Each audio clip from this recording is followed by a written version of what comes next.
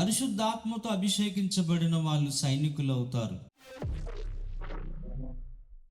పరిశుద్ధాత్మతో ఎవరైతే నింపబడతారో, అభిషేకించబడతారో, ఎవరి మీదకైతే పరిశుద్ధాత్మ దేవుడు బలముగా దిగి వస్తాడో, నాటి నుండి వారు సైనికులుగా, యుద్ధశూరులుగా, యుద్ధశాలిగా మారిపోతారు వాళ్ళు. ప్రియులారా, ఆత్మ అభిషేకము ద్వారా మన జీవితం ఒక టర్నింగ్ పాయింట్ గా మారుతుంది. సైనికులం అయిపోతాం మనమని దేవుడు వాక్యం సెలవిస్తుంది. మనము సైనికులము కావాలని దేవుడు కోరుకుంటున్నాడు. మనము జీవము గల దేవుని దండుగా, సైన్యముగా మారాలని దేవుడు సెలవిస్తూ ఉన్నాడు. మనము సైనికులం అవటము దేవుని చిత్తము. మనం సైనికులుగా మారి సాతాను శక్తులతో పోరాడాలి, యుద్ధము చేయాలి. రాబోతున్న క్రూర మృగము అబద్ధ క్రీస్తుతో, ప్రపంచ రాజుతో మనం యుద్ధము చేయాలి అంటే మనము సైనికులుగా మారాలి. మనము సైనికులుగా మారాలంటే పరిశుద్ధాత్మ దేవుడు మన మీదకి దిగి రావాలి. ఎవరి మీదకైతే ఆత్మ దేవుడు బలముగా దిగి వస్తాడో వారు నాటి నుండి సైనికులుగా మారుతారు. దేవుని దగ్గర యుద్ధాభ్యాసం నేర్చుకుంటారు. దేవుడు వాళ్ళకి యుద్ధము చేయడం నేర్పిస్తాడు. తద్వారా వాళ్ళు యుద్ధశాలులుగా, యుద్ధశూరులుగా మారుతారు. దీనికి ఎగ్జాంపుల్ గా పాత నిబంధన గ్రంథములో దావీదు మనకి కనబడతాడు. దావీదు మనకి ముంగురుతై ఉన్నాడు. క్రీస్తు సంఘానికి ముంగురుతై ఉన్నాడు. దావీదును మనం చూస్తే దావీదు గొర్రెల కాపరి. గొర్రెలు కాసుకున్న దావీదు చిన్నతనము నుండి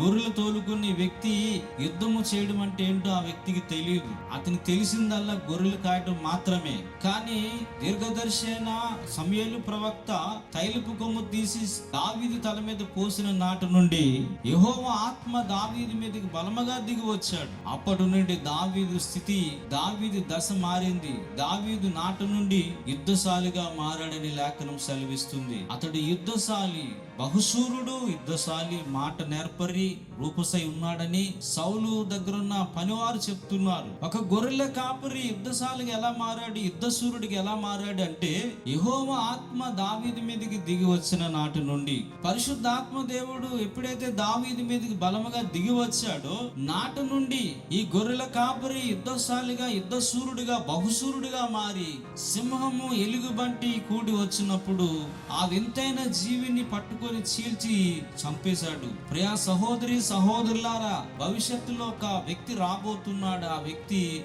సింహపు నోరు వంటి వాడు. సింహపు నోరు వంటి వాడు, ఎలుగుబంటి పాదాలు కలిగిన వాడు. ఆ రాబోతున్న క్రూర మృగము, ప్రపంచ నియంత అబద్ధ క్రీస్తు, అంత్యకాలపు అబద్ధ క్రీస్తుకు పోలికై ఉన్న ఆ వింతైన మృగము, సింహము, ఎలుగుబంటి కలిసి రావడము, ఆ వింతైన జీవి, ఒక వింతైన జీవి మనం చూస్తూ ఉన్నాము. ఆ వింతైన జీవిని దావీదు దాని గడ్డం పట్టుకొని చంపాడట. ఎవరు అంటే దావీదు, ఆత్మాభిషిక్తుడైన దావీదు. పరిశుద్ధాత్మ దావీదు మీదకి దిగి వచ్చినప్పుడు ఆ వింతైన జీవిని పట్టుకొని చంపగలిగాడు. అలాగే క్రీస్తు సంఘము కూడా పరిశుద్ధాత్మతో అభిషేకించబడిన నాటి నుండి యుద్ధ శూరులుగా, యుద్ధశాలులుగా మారుతారు. సైనికులుగా కత్తి దూసి రాబోతున్న ఆ క్రూర మృగముతో, వింతైన క్రూర మృగముతో పోరాడిన వాళ్ళు అవుతారు, జయించిన వాళ్ళు అవుతారు. రాబోతున్న క్రూర మృగముతో, అంత్యకాలపు అబద్ధ క్రీస్తుతో మనం పోరాడి జయించాలి అంటే అభిషేకం మన మీదకి రావాలి. పరిశుద్ధాత్మ దేవుడు ఎవరి మీదకైతే బలముగా దిగి వస్తాడో వారు సైనికులు అవుతారు. దేవుని దండులో చేరిన వారు అవుతారు. రారాజు దండులో, క్రీస్తు దండులో, క్రీస్తు సైన్యములో చేరిన వారు అవుతారు. సైనికులుగా మారుతారు. యూహిత సైన్య సమభీకర రూపినిగా మారుతారు.